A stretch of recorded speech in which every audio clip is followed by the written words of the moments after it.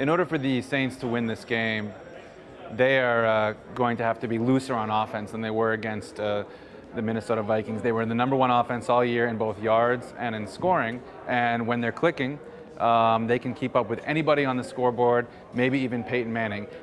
I believe the player that's going to be the biggest factor in this game is quarterback Drew Brees. He's the leader of the team. But in addition to that, he's coming off a game where he seemed to play a little tight. It wasn't one of his better games in the NFC Championship against the Minnesota Vikings. He's had 2 weeks to prepare for this game.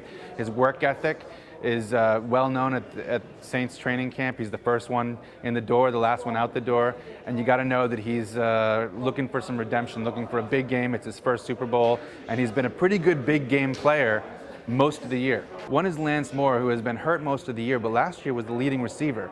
And he's been getting healthier and healthier as time goes along. And defenses may not be paying much attention to him when he lines up in the slot or out wide. They'll be looking at Marcus Colston, Devery Henderson, who's really fast and can stretch the field, Reggie Bush trying to catch passes out of the backfield.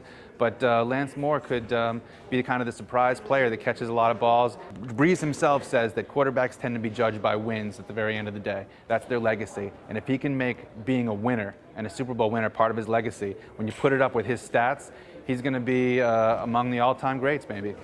They were 25th in the league in yards allowed this year. They were about in the bottom half of the league in points allowed this year. Peyton Manning is the kind of guy with receivers like Reggie Wayne and Pierre Garçon. He could make them pay if his receivers hold on to the ball.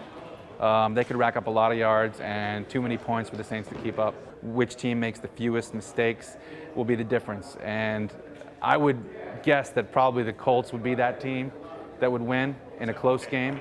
But the Saints clearly have a chance because the Colts haven't seen an offense like the Saints in the playoffs, and they certainly haven't seen a quarterback like Drew Brees. They faced the 2 youngest quarterbacks in the playoffs, the Colts defense did, and now they're facing the #1 offense in the league. So this could be a different experience for Indianapolis. If things go well for the Saints, they could pull it out and bring the first major championship back to New Orleans.